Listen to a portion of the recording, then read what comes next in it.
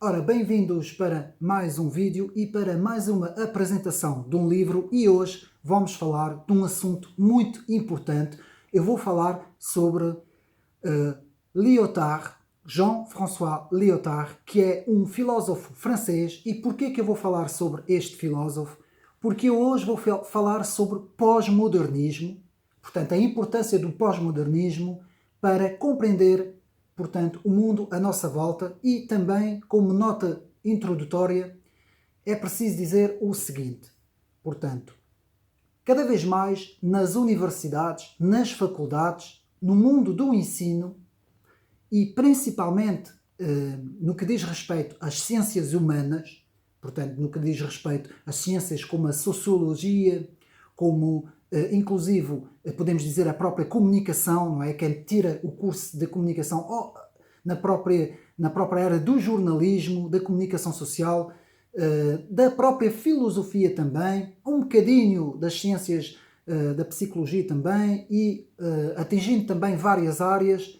Cada vez mais nós temos visto, portanto, umas certas ideologias, é assim que vamos utilizar essas palavras, umas certas ideologias que começaram a penetrar no mundo ocidental, no mundo do ensino académico, principalmente académico, e depois que também se refletiu nos ensinos básicos e secundários. Estou a falar principalmente do mundo ocidental, da Europa e dos Estados Unidos. Portanto, esses dois grandes polos, Estados Unidos e Europa, desde mais ou menos o final da Segunda Grande Guerra, mas principalmente depois da queda do Muro de Berlim, não é, em 1989, podemos dizer desde os anos 60, quando se dá o Maio 68 em França, não é, e quando se dá aí no início da década de 60 as grandes manifestações nos Estados Unidos, dos chamados campus, as revoluções dos campos universitários americanos. Temos visto uma série de doutrinas, e eu tenho falado disso muito, portanto, no meu canal, em vários vídeos, sobre essas novas ideologias da extrema-esquerda e da esquerda, do wokismo, da interseccionalidade, não é? Que é a junção de todos os movimentos minoritários, das reivindicações de todos os movimentos minoritários e também da interjunção dessas minorias, destas minorias que vão todas elas se juntar sempre com a mesma causa, não é? Tudo isso tem um princípio, uma origem, e esta origem nós vamos estudar, esta origem que se dá em França. Logo a seguir à Segunda Guerra Mundial, houve algumas escolas que influenciaram, como a escola de Frankfurt, como algumas teorias e alguns filósofos que vinham da modernidade, e vamos estudar o pós-modernismo. O que é o pós-modernismo? E por isso eu vou falar do principal filósofo francês que fez o estudo sobre o pós-modernismo com a condição pós-moderna. Estou a falar de Jean-François Lyotard, que eu tenho aqui ao meu lado, portanto, a condição pós-moderna, e vamos principalmente estudar um dos seus livros principais, eu vou pôr aqui para ver se nós vemos bem com a luz, que é Moralité postmoderne, Jean-François Lyotard. Portanto, o original em francês, Moralité postmoderne, de Jean-François Lyotard, filósofo da pós-modernidade. É muita matéria, eu vou tentar ver se eu consigo explicar tudo em 30 minutos, o que vai ser muito difícil, mas vamos tentar.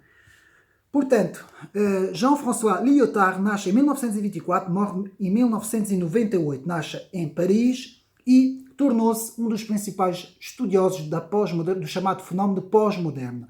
Fez os seus estudos na Sorbonne, na Universidade da Sorbonne, licenciou-se em 1950 em Filosofia e depois continuou mais alguns estudos ligados sempre à filosofia e um bocadinho à sociologia, em que esteve na Universidade de Paris, em Vincennes, e também em outras universidades na Califórnia, onde deu aulas, na Atlanta, na Geórgia, e andou sempre França, Estados Unidos, França.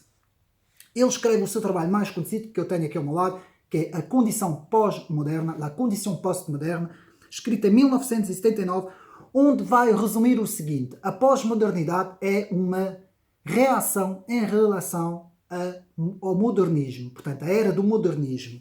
E as principais grandes ideias neste livro, Postmodernismo, La Condition Postmoderne, é, portanto, o fim das grandes metanarrativas totalizantes, que eu vou explicar mais à frente O que é que eu quero dizer com isso? Suas influências vão desde o estruturalismo, desde de Saussure, desde a filosofia analítica, principalmente de Ludwig Wittgenstein, não é? 1889-1951, e vai ter ainda mais influências mais anteriores, como por exemplo Friedrich Nietzsche, um pouco do marxismo também. Esta vai ser todas as grandes influências de Jean-François Lyotard, que vai então nos explicar o seguinte.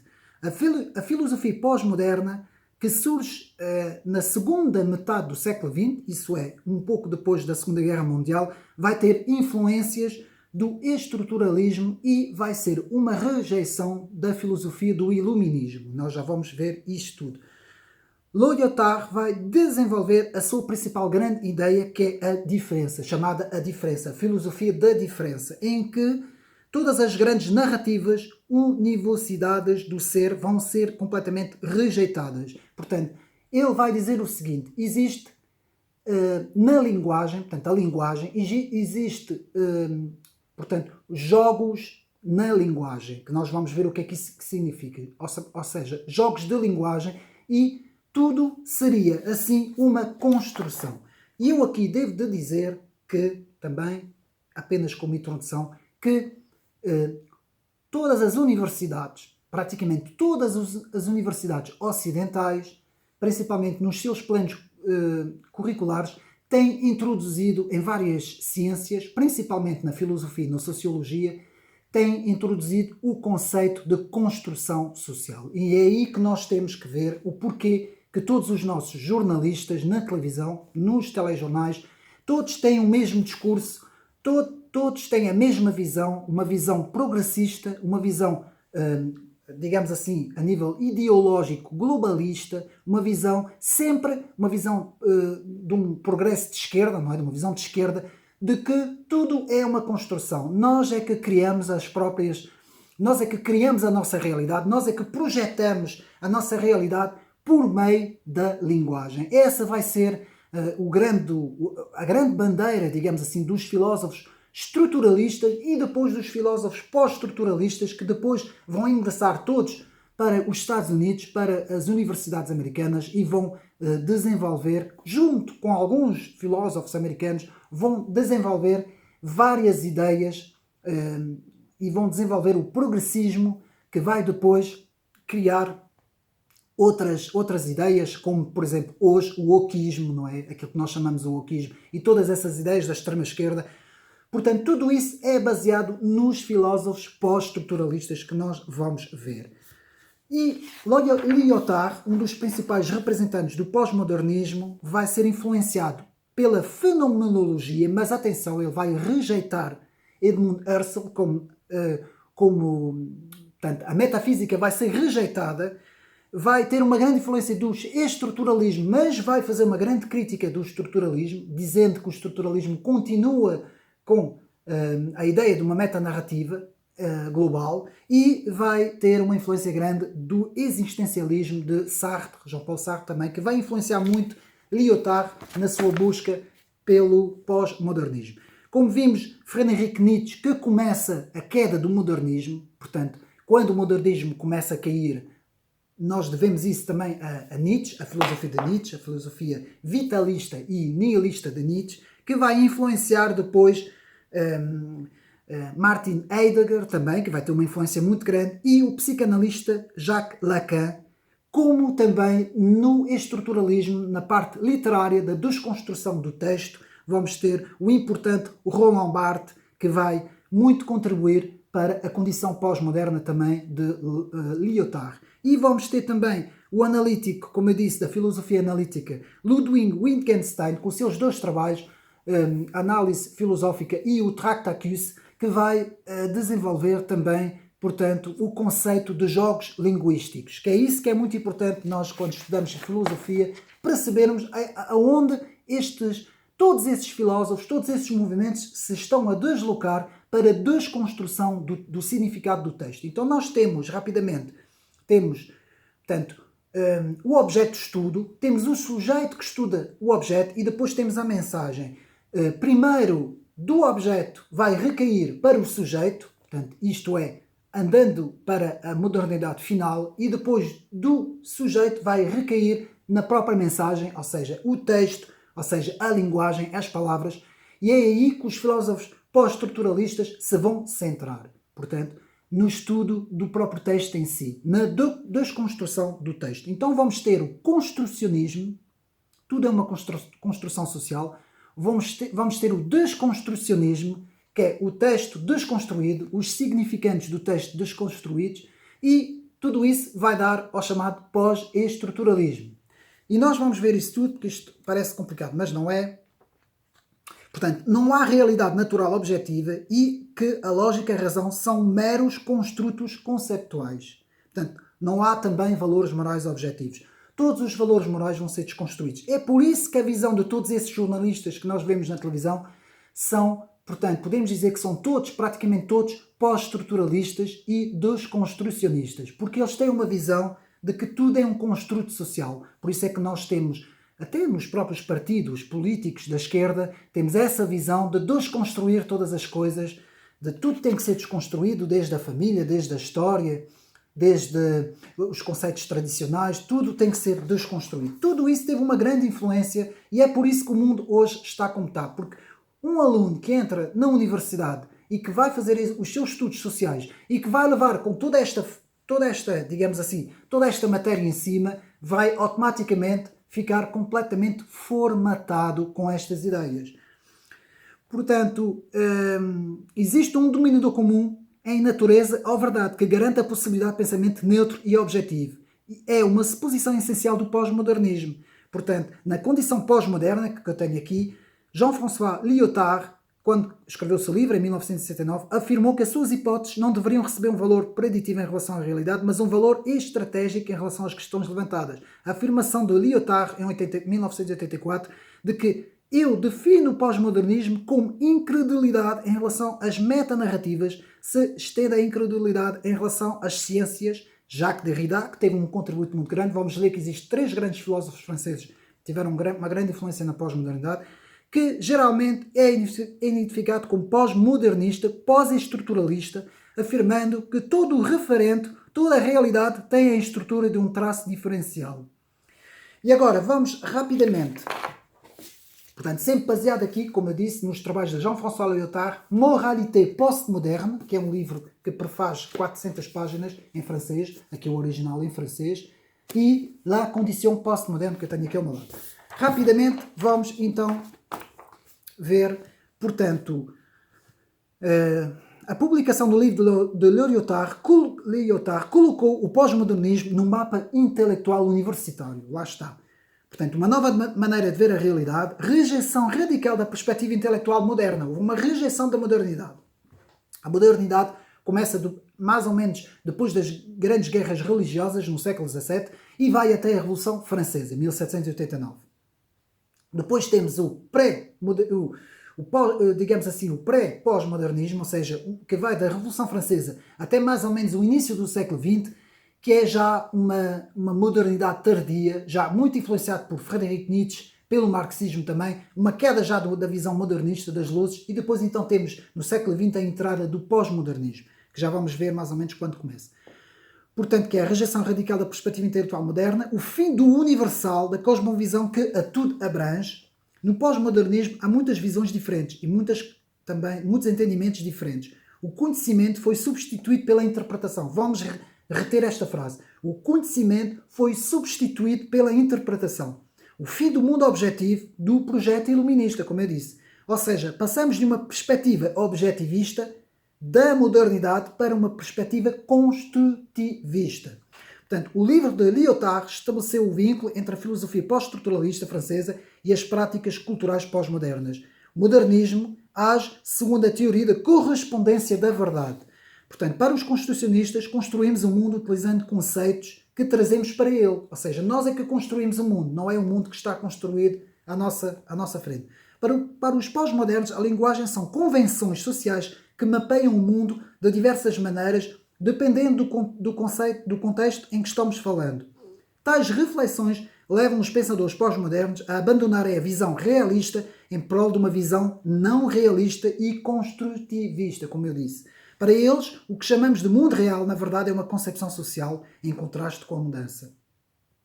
Portanto, nosso mundo é simbólico, é uma realidade social, uma construção social, é isso que eles vão repetir, que nós edificamos por intermédio da linguagem. Tudo é uma construção social, tudo são jogos de linguagem. Ludwig Wittgenstein, o filósofo analítico, que falou sobre os jogos de linguagem. Sistemas de regras que governam a maneira como as palavras são usadas num determinado contexto. Isso é que são jogos de linguagem. Portanto, a globalização também contribuiu para a perda de um centro único da interpretação da realidade. Agora há vários mundos dentro do mundo, vários mundos coabitando uns ao lado dos outros, que vai criar depois o comunitarismo, a visão comunitária. Existe, portanto, lado a lado, construções concorrentes de visão do mundo aparentemente conflituantes. Anderson, que falou sobre isso. Tudo é construções culturais. Portanto, se a linguagem fabrica o significado, ao invés de revelar o significado objetivo já presente no mundo, segue-se que o trabalho do estudioso é desfazer, Lyotard, Jacques Derrida, desconstruir esse processo de construção de significados. O pós-modernismo rejeita a metanarrativa, o fim das narrativas predominantes, como o cristianismo, como o marxismo. Vamos ver, há 6 grandes metanarrativas que nós já vamos ver. O pós-modernismo investe contra tudo o que reivindica para si a universalidade, já vimos isso. A meta, agora, dos pós-modernos não é mais o processo de conhecimento científico, mas o grau de desempenho e não a verdade. Vejam bem. Thomas Kuhn, o muito conhecido filósofo-cientista Thomas Kuhn, afirma: por meio da linguagem criamos nosso mundo e que há tantos mundos diferentes quantos são as linguagens criadoras de mundos. Estão bem a ver a loucura desta gente. Tudo isso, portanto, vai haver... Primeiro vamos estudar a modernidade rápido. A modernidade que aparece principalmente no século XVI com Francis Bacon, que vai dizer que o saber é poder. Eu vou andar muito rápido nisto. Depois vamos ter toda a revolução científica, Galileu, Newton, Copérnico, tudo isso vou passar rápido. John Locke, vamos ter, portanto, Newton, toda essa revolução na ciência, e depois vamos chegar a Emmanuel Kant. A Revolução Kantiana, foi muito importante a Revolução Kantiana, porque a Revolução Kantiana, que vem dos estudos de David Hume, não é? Kant referia-se muito a David Hume. Kant vai, então, criar o chamado criticismo, ou seja, eu vou explicar rápido para andarmos muito depressa. Quando nós percepcionamos o mundo, a nossa mente é que vai organizar, é que vai ser a organizadora da realidade das coisas, e então vamos ter um equilíbrio entre o empirismo e o racionalismo, numa organização mental de que o mundo é organizado pela nossa mente. Isto vai ser a grande revolução de Kant, que vai depois dizer que nós próprios é que criamos o espaço e o tempo. Aqui começa já as fundações do pós-modernismo. Nós é que criamos o espaço e o tempo. Ele não existe cá fora. A nossa mente é que vai criar o espaço e o tempo. E é a partir daqui que esta falácia do pós-modernismo vai aparecer, não é? Que já vinha de trás da modernidade com Descartes, quando Descartes começa a dizer que o que existe é o ser pensante, não é? A dúvida vai dizer que o ser pensante, ou seja, passamos a estudar a filosofia não mais pela teologia, não mais pelas coisas da realidade, mas sim pelo próprio ser pensante. Quando chegamos a Kant, é a organização do mundo, do espaço e do tempo que vai ser organizado na mente, portanto vamos continuar rapidamente, e as bases para o advento do pós-modernismo, como eu disse, Friedrich Nietzsche, que vai falar da morte de Deus, que vai falar no fim, portanto praticamente no fim de toda a concepção objetiva do mundo, e vai nos falar, portanto, em várias coisas, e vai ser também classificado nos filósofos da suspeita, não é? Marx, Nietzsche, Freud, portanto, os 3 grandes filósofos da suspeita, que vão falar sobre uma nova maneira de ver as coisas. Nietzsche, vamos passar à frente, portanto, a verdade é essencialmente como uma função da linguagem que empregamos e, portanto, cria a verdade. Cria que a verdade existe somente no âmbito específico dos contextos linguísticos. Isso dito por Nietzsche, já no fim da modernidade, antes do advento da pós-modernidade. Para Nietzsche não temos acesso nenhum a qualquer realidade. Não há nenhum mundo verdadeiro. Tudo se limita a uma aparência de perspectiva cuja origem está em nós mesmos. Portanto, a metacrítica de Nietzsche. E vamos chegar ao problema hermenêutico, que eu vou explicar rapidamente com a teoria da interpretação dos textos escritos, com Friedrich Schleiermacher, em 1768-1834, que vai ainda estar no estudo da teologia, e depois vamos saltar para William Deightley, 1833-1911, em que situou toda a tarefa hermenêutica no âmbito do horizonte histórico, a valorização da experiência. As estruturas de pensamento não são a priori, como diz Kant, mas resultam da experiência, vai falar muito na experiência, e vai falar daquilo que nós chamamos de historicismo, o significado da atividade humana, está sempre situado no contexto histórico, portanto vai aqui haver a introdução do historicismo, e vamos chegar até Martin Heidegger, 1884-1966, que não podemos jamais escapar às nossas circunstâncias históricas. Os filósofos não podem reivindicar a análise da história a um ponto de vida transcendental situado fora da história. Interpretação sistemática da experiência humana, o foco da hermenêutica, portanto, é a linguagem e também na experiência. Deightley vai falar do círculo hermenêutico. O que é o círculo hermenêutico? Existe o todo de um texto e as partes. As partes fazem parte do todo e o todo também faz parte das partes. Isto vai criar um círculo chamado um círculo hermenêutico, círculo que não tem fim, só entendemos as partes pelo todo e só entendemos o todo pelas partes. E vai criar aqui um problema, e o círculo hermenêutico acaba com todas as esperanças de um ponto de partida transcendental, fora do círculo Deus, digamos assim, sobre o qual podemos construir um edifício de conhecimento absoluto. O que é que isto vai criar? O círculo hermenêutico vai preparar as bases e as fundações do pós-modernismo, e vamos ter a introdução com Martin Heidegger, que ataca o dualismo ocidental da modernidade, como eu disse, sujeito-objeto. Portanto, o sujeito estuda o objeto por meio da mensagem, o objeto é o centro de estudo, isto vai ser tudo destruído. Portanto, Heidegger vai destruir esse conceito, eu tenho que dar muito pressa, e vai falar sobre o Dasein, estar aí, portanto, que é o estar no mundo, na realidade, estar aí pelo meio da percepção de que estamos, portanto, que nos apercebemos, portanto, um pouco de existencialismo também, que nos apercebemos, portanto, que estamos aí. Portanto, mais do que criar a linguagem, nós nos movemos em seu interior. Isto já é Heidegger que nos está a falar. Ao ser nomeadas as coisas, ao serem nomeadas as coisas, nascem para a sua condição de coisas. Em sua condição de coisas, elas revelam um mundo no qual as coisas subsistem e, portanto, são subsistentes. Martin Heidegger, portanto, no seu livro Langage e Poetry, 1900, página 199-200.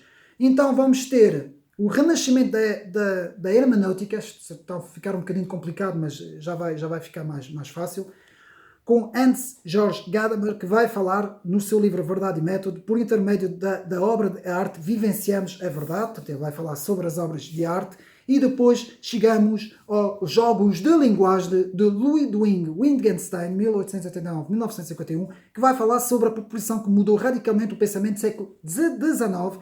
A linguagem é estruturada socialmente. Eu vou repetir.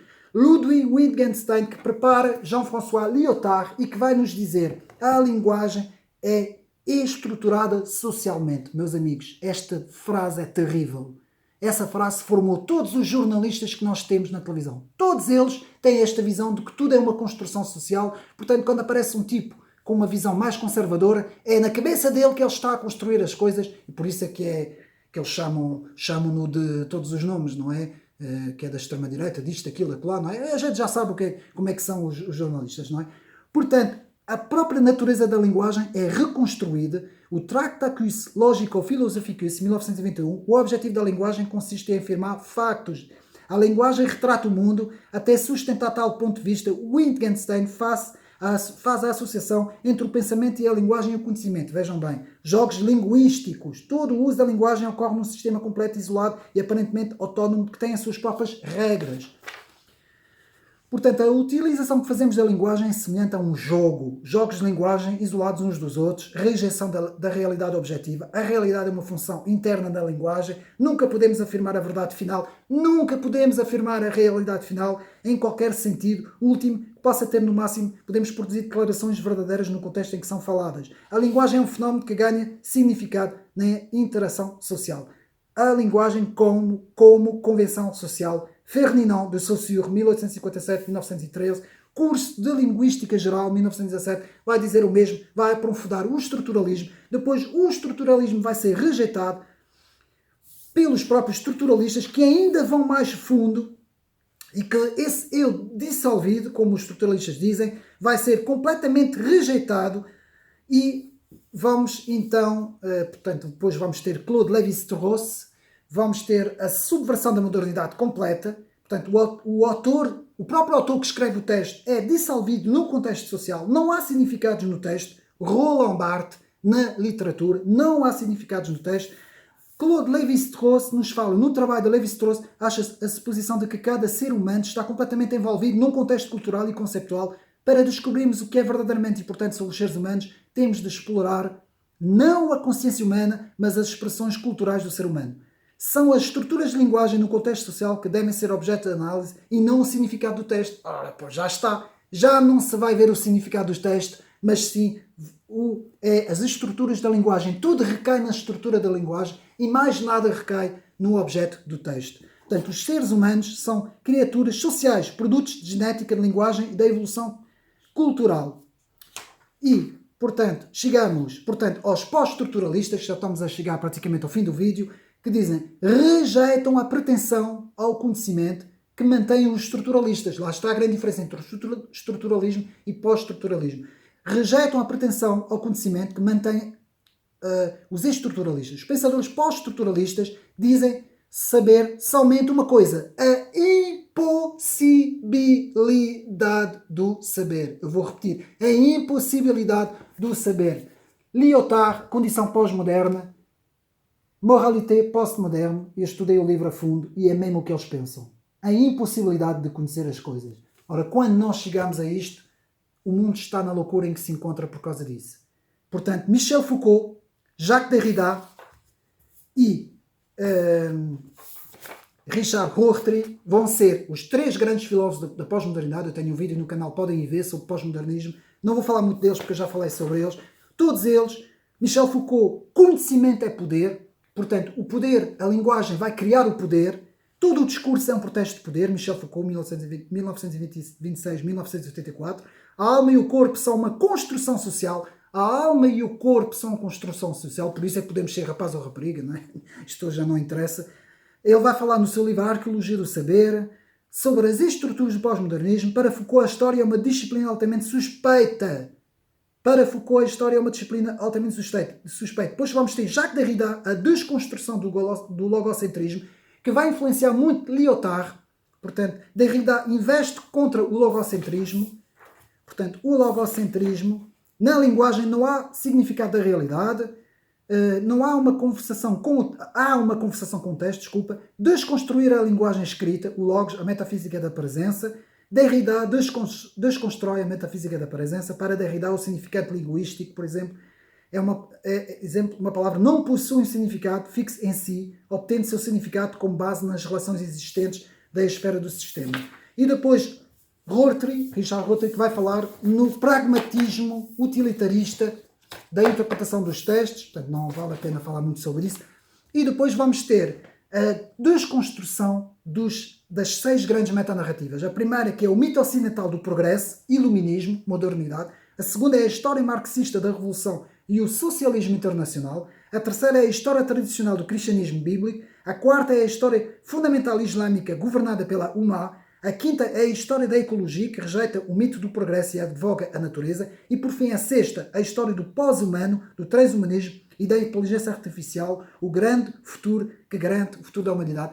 Todas essas 6 metanarrativas, isso são 6 metanarrativas, narrativas que explicam toda a realidade, pelo pós-modernismo vão ser rejeitados pelo pós-modernismo de Jean-François Lyotard e de Jacques Derrida, principalmente, muito também de Foucault, que vão dizer que tudo é apenas a mente que faz a interpretação por meio da linguagem, e é a linguagem, portanto, as palavras, o texto que cria, ou seja, uma pessoa pode fazer várias interpretações do mesmo texto, pode interpretar 1 milhão de coisas no mesmo texto, não há verdade absoluta, tudo é relativo. Atenção, isto é uma das grandes premissas do pós-modernismo, tudo é relativo, tudo é pluralista, tudo é comunitário, existem várias realidades, vários mundos paralelos, digamos assim, uns ao lado dos outros, que ninguém influencia ninguém, não existe verdade, ninguém tem razão, ninguém não tem razão. Portanto, é tudo uma grande confusão, apenas existe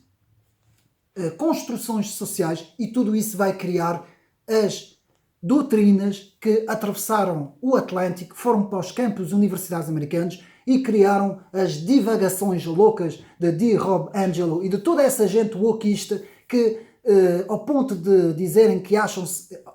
A coisa vai tão ao extremo que agora há pessoas lá que dizem que são extraterrestres, outros dizem que são moscas ou cães, outros dizem que não existem, já existem pessoas a dizer que é tudo uma ilusão e não existe.